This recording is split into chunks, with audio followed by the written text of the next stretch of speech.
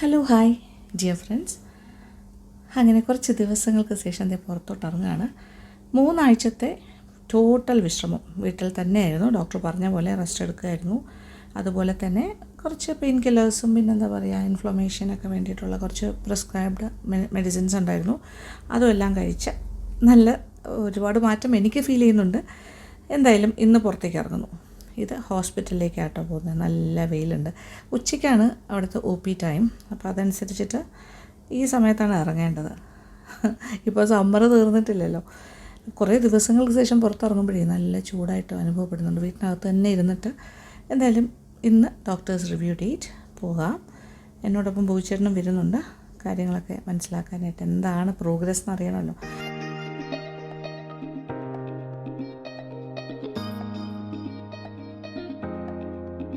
അപ്പോൾ എൻ്റെ disc prolapse ഇഷ്യൂവിൻ്റെ പുരോഗതി എന്താണ്, അതായത് എത്രത്തോളം എനിക്ക് മാറ്റങ്ങൾ വന്നിട്ടുണ്ട്, എൻ്റെ മെഡിക്കൽ പ്രോഗ്രസ് എത്രത്തോളമാണ് എന്നൊക്കെ അറിയണ്ടേ. അപ്പോൾ ഇന്ന് ഡോക്ടർ കാണുമ്പോൾ മനസ്സിലാവും. ഡോക്ടറിനെ അതൊക്കെ നോക്കുമ്പോൾ അറിയാമല്ലോ. അപ്പോൾ ഹോസ്പിറ്റലിൻ്റെ ഫ്രണ്ടിൽ എത്തിയിട്ടുണ്ട്.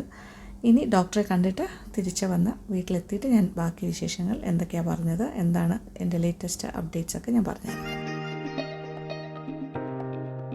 അങ്ങനെ ഞങ്ങൾ ഹോസ്പിറ്റലിൽ നിന്നും തിരിച്ചെത്തി. അപ്പോൾ റിവ്യൂ ഡേറ്റ് ആയിരുന്നു എന്ന് ഞാൻ ഓൾറെഡി പറഞ്ഞു കഴിഞ്ഞു. അപ്പോൾ ഡോക്ടറിനെ കണ്ടു. ഡോക്ടർ രഞ്ജിത്ത് ഉണ്ണികൃഷ്ണൻ, അവിടുത്തെ സീനിയർ ഓർത്തോ സർജനാണ്. അദ്ദേഹം വളരെ നല്ല രീതിയിലുള്ള പ്രോഗ്രസ് ആയിട്ടാണ് എനിക്ക് സർട്ടിഫൈ ചെയ്ത് തന്നിരിക്കുന്നത്. എൻ്റെ നടുവൊക്കെ നോക്കി ഇങ്ങനെ കുനിയാൻ അങ്ങനെ, അതായത് ഈ ഒരു എന്താ പറയുക, എൻ്റെ ഫ്ലെക്സിബിലിറ്റി, വേദനയുടെ കാര്യമൊക്കെ ചോദിച്ചപ്പോൾ എനിക്ക് വേദനയൊന്നുമില്ല.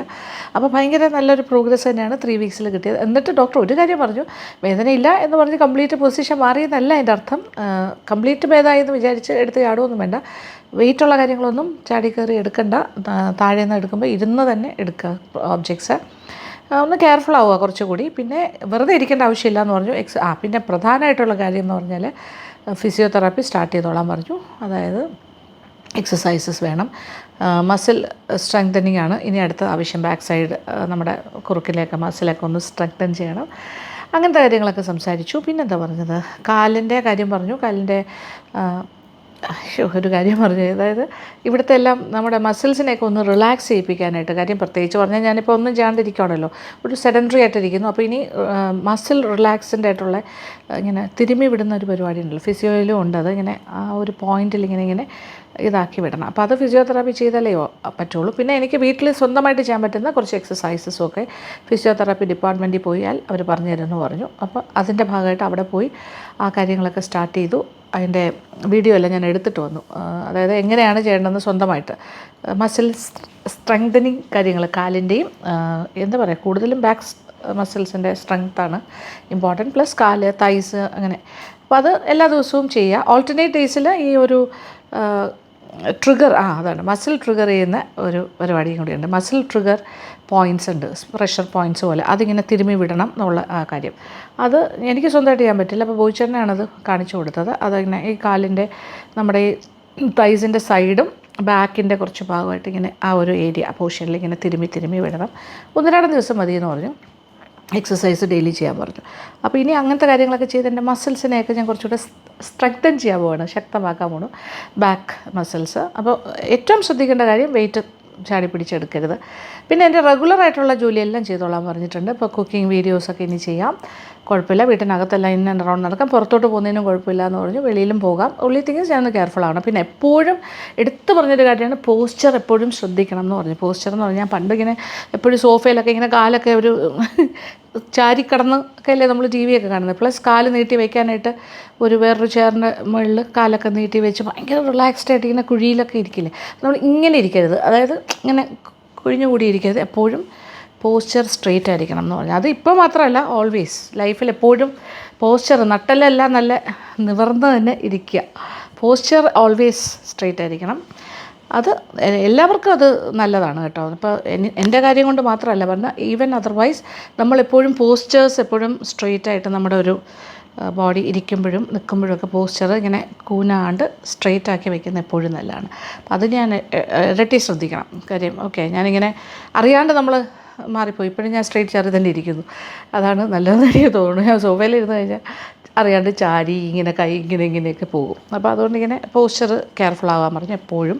അത് ഇതിന് വളരെ ഇമ്പോർട്ടൻ്റ് ആണ്. അപ്പോൾ ഇങ്ങനത്തെ കുറച്ച് കാര്യങ്ങളാണ് പറഞ്ഞത്. അപ്പോൾ ഇനി വീട്ടിനകത്തും പുറത്തും അത്യാവശ്യം പടിയൊക്കെ കയറുമ്പോൾ ഒന്നും വലിയ പ്രശ്നമില്ല. പടിയൊക്കെ സൂക്ഷിച്ച് കയറിയാൽ മതി. ആദ്യമൊക്കെ ഒരു സ്റ്റെപ്പിൽ 2 കാല് വെച്ച് കയറി തുടങ്ങാം.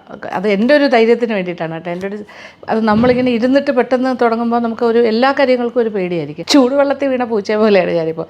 തണുത്ത വെള്ളം കണ്ടാലും ഞാൻ പേടിച്ചിങ്ങനെ മാറി നിൽക്കുന്നത്. അത് മാറണം. ഒരു കോൺഫിഡൻസ് എനിക്ക് വന്നേ പറ്റുള്ളൂ. പക്ഷേ ഇന്നിപ്പോൾ ഡോക്ടറെ കണ്ടിട്ട് വന്നപ്പോൾ തന്നെ എൻ്റെ കോൺഫിഡൻസ് ലെവൽ വളരെയധികം കൂടിയിട്ടുണ്ട്. ഞാൻ വിചാരിച്ചു ഞാനിങ്ങനെ നടക്കുമ്പോൾ വളരെ പതുങ്ങി വോക്കർ വെച്ചാണ് വോക്കറൊക്കെ മാറ്റിയിട്ട് മര്യാദയ്ക്ക് നടക്കാം. ഞാൻ പമ്മി നടന്നത് കുറച്ചുകൂടെ സ്പീഡിൽ നടക്കാമെന്ന് എനിക്ക് തോന്നുന്നു. കാല് ഞാൻ ഫുള്ള് താഴെ വയ്ക്കുന്നില്ലായിരുന്നു റൈറ്റിലേക്ക്. പക്ഷേ അതൊക്കെ വെക്കണം ഡോക്ടർ പറഞ്ഞു. മസിൽ വീക്ക് ആവുകയുള്ളൂ നമ്മൾ പിന്നെ ഒന്നും ചെയ്യാണ്ടിരുന്ന് കഴിഞ്ഞാൽ. അപ്പോൾ you have to do exercise. അത് ഫിസിയോയിൽ വെച്ച് തുടങ്ങി. പിന്നെ നമ്മൾ കുറച്ച് കഴിഞ്ഞിട്ട് റിജുവിനേഷൻ പ്രോസസ്സിൻ്റെ ഭാഗമായിട്ട് ആയുർവേദത്തിലുള്ള കാര്യങ്ങളൊക്കെ ചെയ്യാം. അത് ഗ്രാജുവലി ചെയ്യാം. ഇങ്ങനത്തെ കാര്യങ്ങളൊക്കെയാണ് ഇപ്പോൾ ചെയ്യുന്നത്. അപ്പോൾ നമ്മുടെ വർക്കിനെ ഇനി ബാധിക്കില്ല. വർക്ക് സ്റ്റാർട്ട് ചെയ്യാൻ പറഞ്ഞിട്ടുണ്ട്. എല്ലാം കുഴപ്പമില്ലാണ്ട് ചെയ്യാം. പുറത്തൊക്കെ എന്തൊക്കെയോ ശബ്ദം കേൾക്കുന്നു. എവിടെയോ വെടി പൊട്ടുന്ന ശബ്ദമൊക്കെയാണ്. അറിയില്ല എന്താണ്. അയ്യോ എന്താണ്. എനിവേ പിന്നെ എൻ്റെ ഡയറ്റ് പ്ലാൻ ഇപ്പോൾ ചെയ്യുന്ന പോലെ തന്നെ ഞാൻ കണ്ടിന്യൂ ചെയ്യുന്നു. ഇൻ്റർമീഡിയറ്റ് ഫാസ്റ്റിങ് കണ്ടിന്യൂ ചെയ്യുന്നു. അത് വളരെ നല്ലതാണെന്ന് ഡോക്ടറും പറയുന്നുണ്ട്. ഡോക്ടറിന് 30 കിലോളം കുറഞ്ഞിട്ടുണ്ടെന്ന് പറഞ്ഞു. അദ്ദേഹത്തിന് കുറച്ച് വണ്ണമുള്ള ആളായിരുന്നു.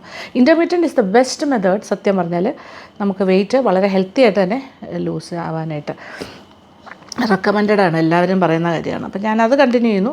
പിന്നെ ഈ ഭക്ഷണക്രമം ഇപ്പോഴത്തത് കുറച്ച് നാളും കൂടി ഇങ്ങനെ ഒരാഴ്ചയും കൂടെ കണ്ടിന്യൂ ചെയ്തിട്ട് പിന്നെ വെജിറ്റബിൾ സലാഡും പ്രോട്ടീനും ഫാറ്റ് അങ്ങനെ ആ ഒരു ഓർഡറിൽ തന്നെ പോകണു. ചോറൊക്കെ വളരെ ലിമിറ്റഡ്. പിന്നെ പുറത്ത് പോയി നമ്മൾ ഷൂട്ടൊക്കെ ചെയ്യുമ്പോൾ ഇച്ചിരിയൊക്കെ കഴിക്കേണ്ടി വരുമല്ലോ. അത് കുഴപ്പമില്ല. That is okay. ആദ്യത്തെ ഒരു വെയിറ്റ് ലോസ് ഒന്നും ആയിക്കോട്ടെ. എൻ്റെ ഒരു ടാർഗറ്റ് 81 അതിലെത്തിക്കഴിഞ്ഞാൽ പിന്നെ ഞാനത് കണ്ടിന്യൂ ചെയ്യാം. ദാറ്റ് ഈസ് ഇൻ്റർമീഡിയറ്റ് കണ്ടിന്യൂ ചെയ്യും. പിന്നെ പുറത്ത് പോയി കഴിച്ചാലും കുഴപ്പമില്ല. ഇത് ഇങ്ങനെ തന്നെ കണ്ടിന്യൂ ചെയ്ത് കൊണ്ടുപോകാൻ പറ്റും ഈ രീതിയിൽ. അപ്പോൾ ആ രീതിയിലുള്ള കാര്യങ്ങളെല്ലാം ചെയ്യാം. അപ്പോൾ intermediate I am going to continue. And ഈ ഒരു ഫുഡ് ഒരു മെത്തേഡ് ഞാനിപ്പം ആദ്യം സാലഡ്, പിന്നെ protein and fat, then carbs വളരെ കുറവ്. അത് ഞാൻ ഫോളോ ചെയ്യാൻ തന്നെ തീരുമാനിച്ചിട്ടുണ്ട്. പിന്നെ ഒരുപാട് എന്താ പറയുക, ഞാൻ ഭയങ്കരമായിട്ട് മെലിഞ്ഞ് പോകാൻ പാടില്ലല്ലോ. ഇതിങ്ങനെ കുറഞ്ഞുകൊണ്ട് പോയാൽ ഭയങ്കര പ്രശ്നമാവും. പിന്നെ ഞാൻ വണ്ണം വയ്ക്കാനായിട്ട് എന്തെങ്കിലും കഴിക്കേണ്ടി വരും. അപ്പോൾ അതുകൊണ്ട് തന്നെ ഇനിയിപ്പോൾ പുറത്തേക്കൊക്കെ ഇറങ്ങി വളരെ ആക്റ്റീവായി കഴിയുമ്പോൾ നമ്മൾ നോർമലായിട്ടുള്ള റെസ്റ്റോറൻറ്റ് ഫുഡൊക്കെ കഴിച്ചു തുടങ്ങുമ്പോൾ പിന്നെ അത് ഭയങ്കര റെസ്ട്രിക്റ്റീവായിട്ട് ഞാൻ എന്താ പറയുക, എൻ്റെ ഇഷ്ടങ്ങളൊന്നും ഞാൻ കുറയ്ക്കുന്നില്ല. ചെറിയ സ്നാക്കിങ്ങും ചെറിയ രീതിയിലുള്ള സ്വീറ്റ്സൊക്കെ ഇച്ചിരിയൊക്കെ കഴിക്കാം. ഒന്നും വലിയ കുഴപ്പമൊന്നും ഉണ്ടാവില്ല. കാര്യം ഇൻ്റർമീഡിയറ്റ് ആയതുകൊണ്ട്. കാര്യം അതെല്ലാം നമ്മുടെ എനർജി ആയിട്ട് കൺവേർട്ടായി പോകും. അറ്റ് ദ സെയിം ടൈം ഞാൻ എൻ്റെ ഹെൽത്തി ഫുഡ് ഡയറ്റും കണ്ടിന്യൂ ചെയ്യും. വെജിറ്റബിൾസ്, പ്രോട്ടീൻ, അങ്ങനത്തെ കാര്യങ്ങൾ ആൻഡ് എന്താ പറയുക ഹെൽത്തി ഫാറ്റ്. ഓക്കെ. അപ്പോൾ ഇനിയുള്ള എൻ്റെ പ്രോഗ്രസ് നോക്കി നിങ്ങൾക്ക് അതനുസരിച്ചിട്ട് എന്താണ് ഞാൻ പറയുന്നതിലൊക്കെ സത്യം ഉണ്ടോ എന്നൊക്കെ മനസ്സിലാക്കാമല്ലോ അല്ലേ. അതായത് എൻ്റെ ശരീരത്തിലുണ്ടാകുന്ന മാറ്റങ്ങൾ നിങ്ങൾക്ക് മനസ്സിലാവും. അതനുസരിച്ചിട്ട് ഞാൻ എന്തെങ്കിലും വെയിറ്റ് കൂടാൻ തുടങ്ങുകയാണെങ്കിൽ ഞാനപ്പോൾ പെട്ടെന്ന് തന്നെ കൺട്രോളിലേക്ക് തിരിച്ചു കൊണ്ടുപോകും. പിന്നെ ഇത്ര കാലം അങ്ങനെ കോൺഷ്യസ് ആയിട്ടുള്ള ഒരാളല്ലായിരുന്നു. പക്ഷേ ഇനി കുറച്ച് കോൺഷ്യസ് ആയിരിക്കും. ഞാൻ എപ്പോഴും എൻ്റെ വെയിറ്റൊക്കെ ചെക്ക് ചെയ്തുകൊണ്ടിരിക്കും. അങ്ങനെയൊക്കെ ഞാൻ വിചാരിക്കുന്നു. ഒരു ശകലം കൂടുമ്പോൾ അതനുസരിച്ച് ചെറിയ കൺട്രോൾ കൊണ്ടുവരും. ആ രീതിയിൽ പോകാൻ കഴിക്കുന്നു. പിന്നെ എക്സസൈസ് എൻ്റെ ജീവിതത്തിൻ്റെ ഭാഗമാക്കാൻ തീരുമാനിച്ചു. റെഗുലറായിട്ട് പറ്റുമെങ്കിൽ ഒരു യോഗ മാസ്റ്ററിനെയും കൂടെ കണ്ടെത്തണം. അപ്പോൾ യോഗയും തുടങ്ങാം. പ്ലസ് ഈ എക്സസൈസസ്, യോഗ, അങ്ങനത്തെ കാര്യങ്ങളൊക്കെ എന്തൊക്കെ ചെയ്യാൻ പറ്റുമോ അതൊക്കെ ചെയ്യാം. പിന്നെ ജിമ്മിലൊക്കെ സാവകാശം പോകാം, ഉടനെ ഇല്ല. ഓക്കെ. അങ്ങനെ ഇതൊക്കെയാണ് ഇപ്പോഴത്തെ ലേറ്റസ്റ്റ് പ്ലാൻസ്. ഓക്കെ. ഇനി വരുന്ന കാര്യങ്ങളൊക്കെ ഞാൻ അപ്ഡേറ്റ് ചെയ്യാം. ഞാൻ നമ്മുടെ കുക്കിംഗ് വ്ളോഗ്സും കാര്യങ്ങളും ലൈഫ് സ്റ്റൈൽ വ്ളോഗ്സും ഒക്കെ ആയിട്ട് മുന്നോട്ട് പോകാം.